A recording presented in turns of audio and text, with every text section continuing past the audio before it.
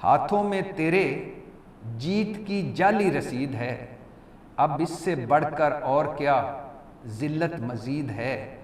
दौलत का इससे बदतरीन मसरफ हो और क्या, जो भी बिकाऊ शख्स है तेरी खरीद है। इलेक्शन वाली रात मुबैना तौर पर नताइज बदले, फार्म 45 पर नताइज हुए और तरीके इंसाफ जिसकी 150 नशिस्तें तो पक्की थी, सारे इस पर मुत्तफिक हैं कि उसकी 150 नशिस्तें थी इस इलेक्शन में, उसको महदूद कर दिया गया 80-82 नशिस्तों। जी अस्सलाम वालेकुम रहमतुल्लाहि व बरकातुहू। सबसे पहले जब्बार वासिफ का शेर सुनिए। इसी शेर से आपको पता चल जाएगा कि मेरा आज का मौजू क्या है।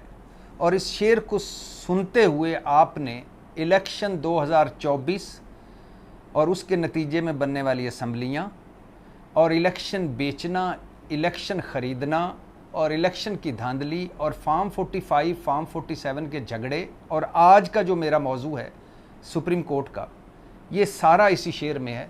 ज़रा सुनिएगा, इस सारे को ज़हन में रखिएगा। और अब ये शेर सुने, जब्बार वासिफ का ये शेर है।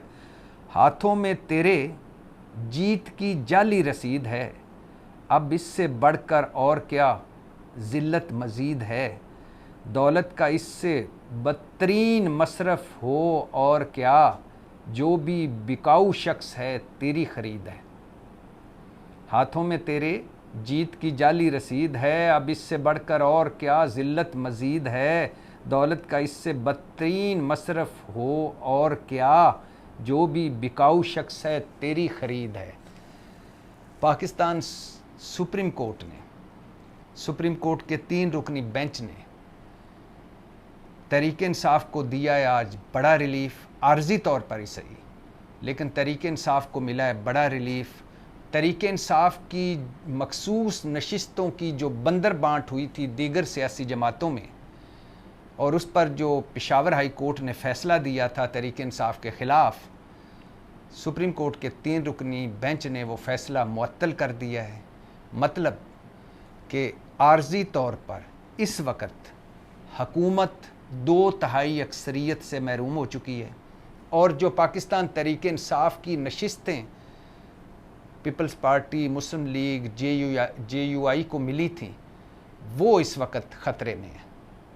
इस पर बात करते हैं। और इस पर भी बात करनी है कि परवेज़ इलाही को मिला है आज रिलीफ और 15 दिन के लिए उन्हें जेल से हाउस अरेस्ट यानी घर में नज़रबंद का हुक्म दिया अदालत ने। और इस पर भी बात करनी है कि अमरीकी सफ़ीर डोनाल्ड ब्लूम ने मुलाकात की है पाकिस्तान तहरीक इंसाफ के सियासतदानों से, और इस मुलाकात में तहरीक इंसाफ ने सब कुछ खोल कर रखा है उनके सामने। इलेक्शन से पहले जो कुछ हुआ, इलेक्शन वाले दिन और इलेक्शन वाली रात जो कुछ हुआ, और इलेक्शन के बाद जो कुछ हो रहा है, इंसानी हकूक़, चादर चार दीवारी, पर्चे, मुकदमे, जेलें, हवालातें, इमरान खान की सज़ाएँ, बुशरा बीबी की जेल, सब कुछ ये डिस्कस हुआ है इस मुलाकात में। और इस पर भी बात करनी है कि पाकिस्तान तहरीक इंसाफ ने पब्लिक अकाउंट कमेटी को पिंग पोंग बना दिया है, फुटबॉल बना दिया है। अब शेख वकास अकरम को उन्होंने पब्लिक अकाउंट्स कमेटी का चेयरमैन नामज़द किया है।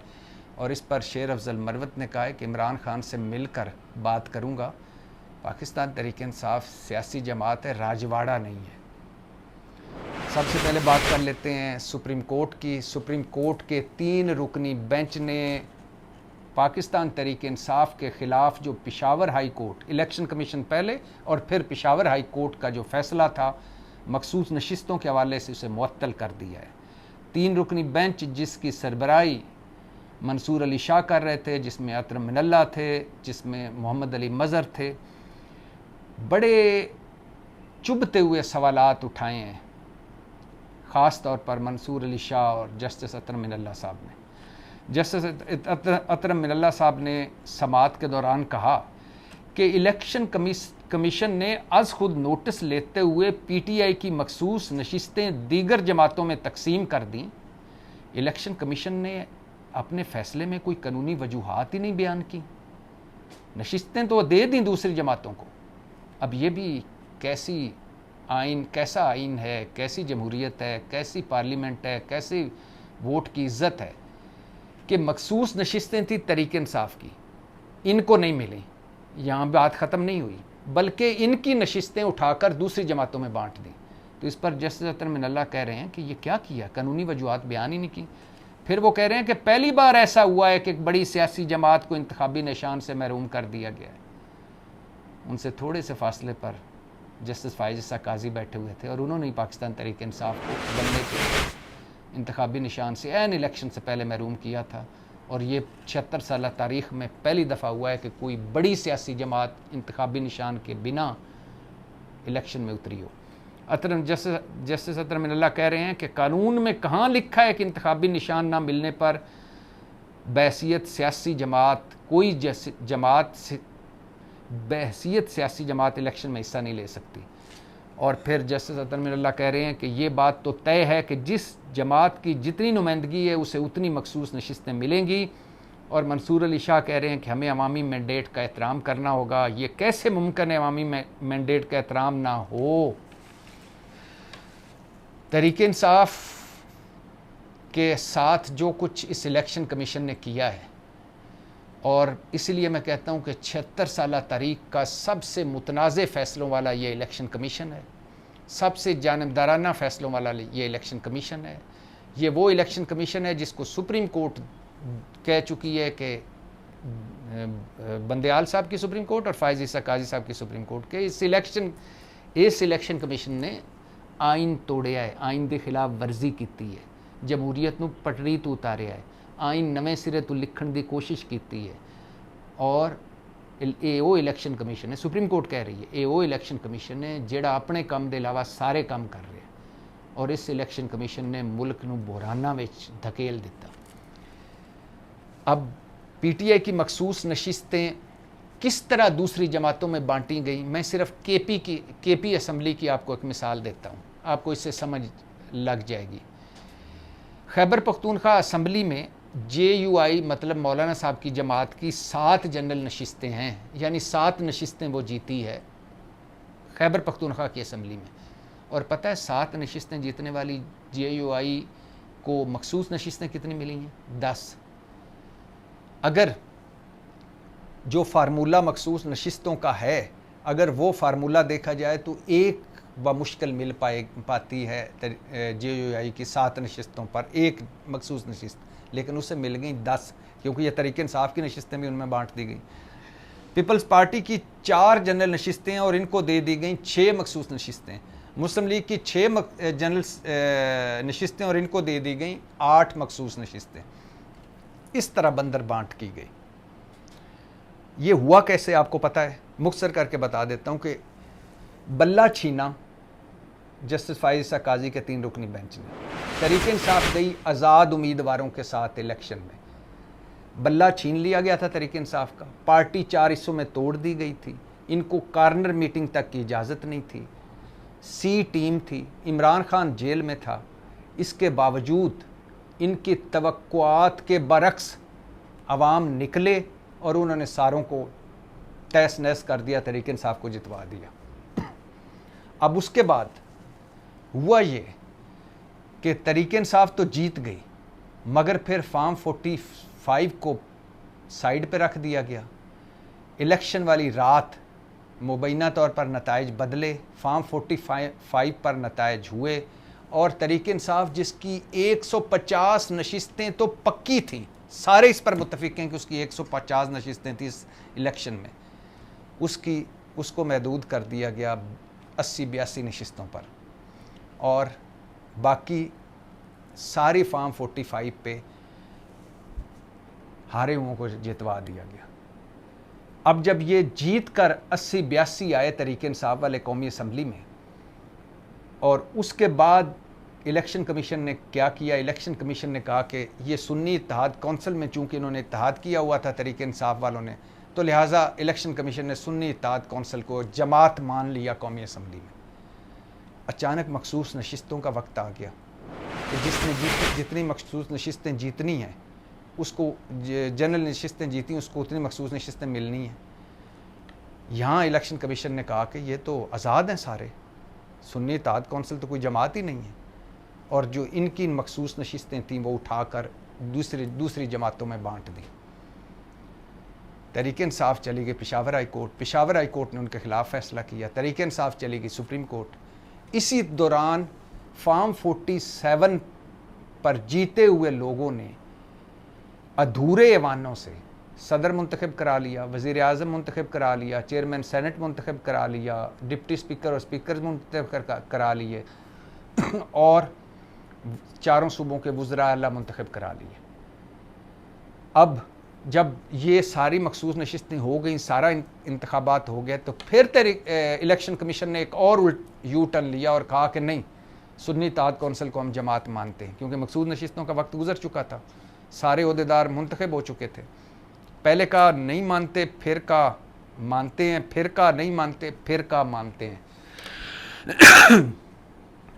अब उसके बाद सुप्रीम कोर्ट में ये केस लगा, 3 रुकनी बेंच ने इसकी समाअत की और 3 रुकनी बेंच ने जो पेशावर हाई कोर्ट का फ़ैसला था उसको मुअत्तल कर दिया। मतलब तहरीक इंसाफ की जो मखसूस नशिस्तें थीं उनको कहा कि ये इनको नहीं मिल सकती। अब 3 रुकनी बेंच ने ये मामला भिजवा दिया है चीफ जस्टिस की तरफ और कहा है कि इस पर लार्जर बेंच बनाए। अब लार्जर बेंच इस मामले पर बैठेगा और फिर वो फैसला करेगा कि तहरीक इंसाफ को मुस्तकिल तौर पर उसकी नशिस्तें, मखसूस नशिस्तें मिलती हैं या नहीं। अब हुआ ये है कि कौमी असम्बली की 23 मखसूस नशिस्तें जो तहरीक इंसाफ की थीं, उनमें से 20 नशिस्तें हुक्मरान इत्तेहाद को मिल चुकी हैं और नून लीग को 15, पीपी को 5 और जेयूआई को 3, यानी 23 नशिस्तें जो हैं वो 23 की 23, माज़रत चाहता हूँ 23 में 20 नहीं, 23 की 23 बांट दी गई।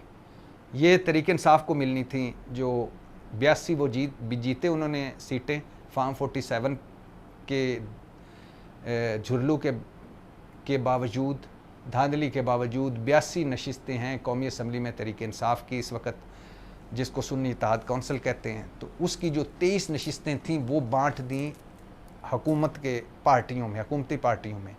15 दे दी गई नून लीग को, पीपल्स पार्टी को 5, जेयूआई को 3, और जब ये इनको 3 ये सारी नशिस्तें पाकिस्तान तहरीक इंसाफ की मिली तो इनको 2/3 अक्सरियत मिल गई कौमी असम्बली में। कौमी असम्बली में 2/3 अक्सरियत के लिए 224 अरकान का होना ज़रूरी है, और 2/3 अक्सरियत इसलिए अहम है कि मुबैना तौर पर हुकूमत आइनी तरमीम करने जा रही है और सुना जा रहा है कि जजेस की उम्र 65 से 68-60 करने जा रही है, जजेस की रिटायरमेंट की उम्र सुप्रीम कोर्ट के जजेस की, और चीफ जस्टिस का टीन्योर फिक्स करने जा रही है। और मुबैना तौर पर ऐसा लग रहा है, सुना जा रहा है कि ये सब कुछ फ़ाइज़ ईसा काजी साहब के लिए हो रहा है। तो लिहाजा अब 2/3 अक्सरियत अगर इनके पास नहीं होती कौमी असम्बली में और तहरीक इंसाफ के बिना ये एक आइनी तरमीम फिर मंजूर नहीं करवा लेते, तो लिहाजा ये मखसूस नशिस्तें इसलिए अहम हो गई हैं कि अगर ये वापस तहरीक इंसाफ को मिल जाती हैं तो फिर आइनी तरमीम नहीं हो पाएगी, फिर तहरीक इंसाफ की तरफ जाना पड़ेगा। अगर ये वापस इनको लार्जर बेंच बनता है अब सुप्रीम कोर्ट का और वो जो मखसूस नशिस्तें हैं वो कहता है कि नहीं इनको मिलनी चाहिए, तो फिर खैर से इनको 2/3 अक्सरियत मिल जाएगी। अगर ये वापस तहरीक इंसाफ को मिल गई तो ये 2/3 अक्सरियत से महरूम हो जाएंगे और आइनी तरमीम नहीं कर पाएंगे।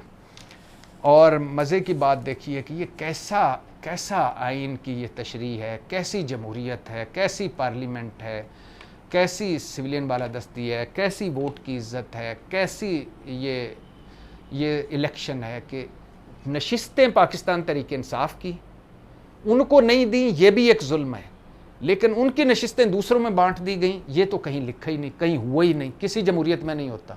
लेकिन इस इलेक्शन कमीशन और पेशावर हाई कोर्ट के नादर फैसलों ने, शाकार फैसलों ने यह मुमकिन कर दिखाया और यूं पाकिस्तान तहरीक इंसाफ की नशिस्तें दूसरों में बांट दी गई। आज उस बांट जो बंदर बांट है उसके हुक्मनामे को मुअत्तल किया है सुप्रीम कोर्ट ने।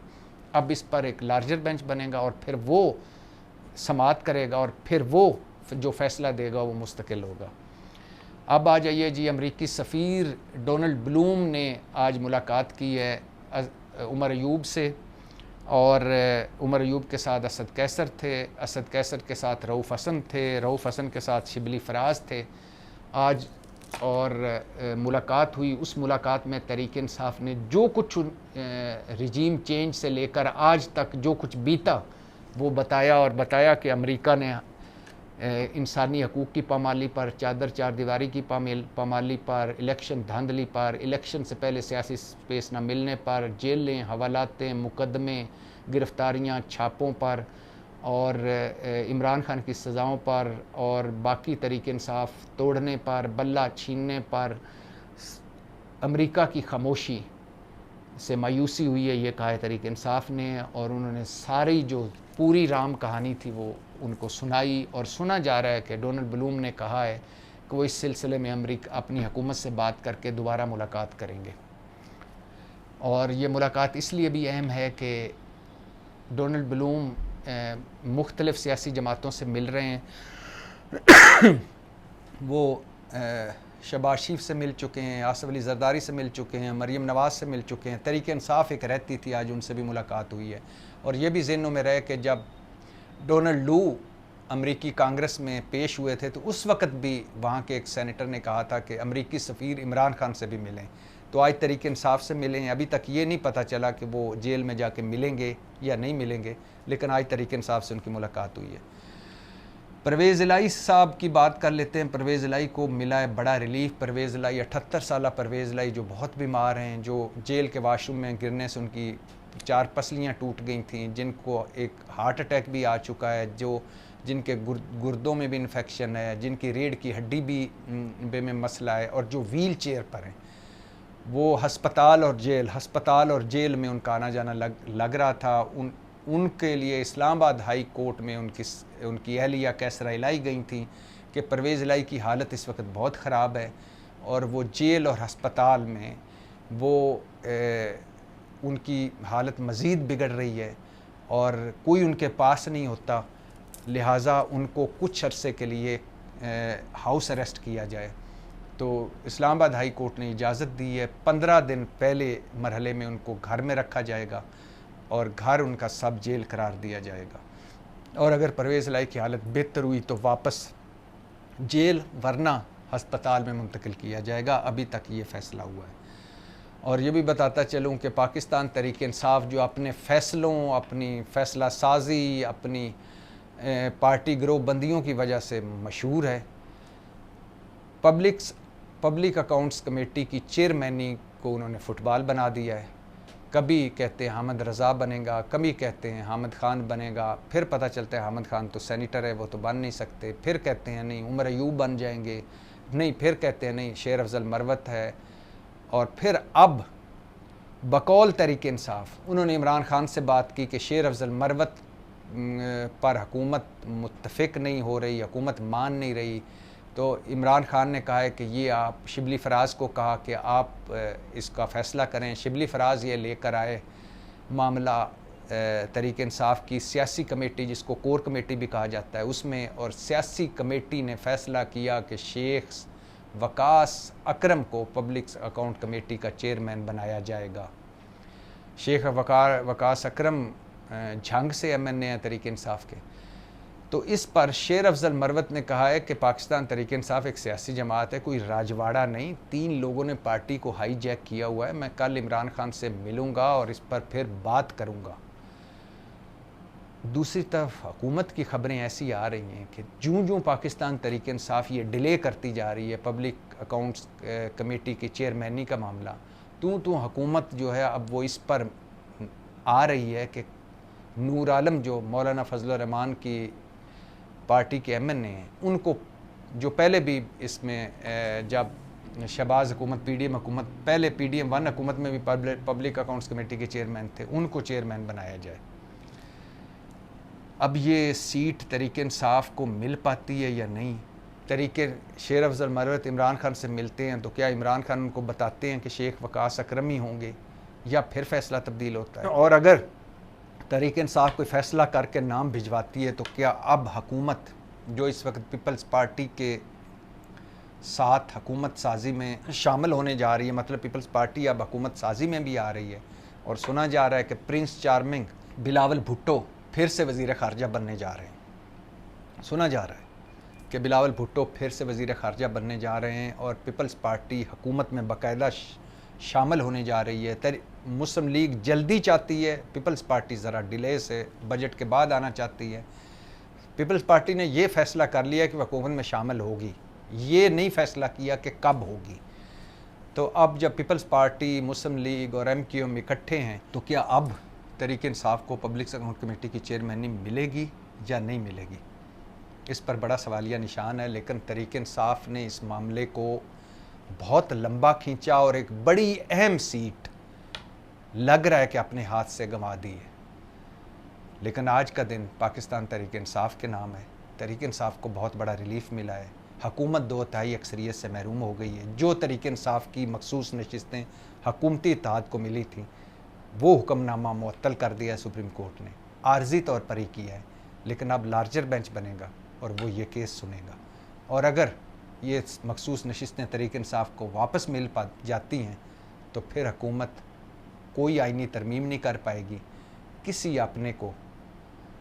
अपने जज को एक्सटेंशन नहीं दे पाएगी, या जजों की उम्र या उम्र बढ़ाकर या टेन्योर फिक्स करके चीफ जस्टिस का नवाज नहीं पाएगी, और कोई आइनी तौर पर कौमी असम्बली से अपने मनपसंद की कानून साजी नहीं कर पाएगी।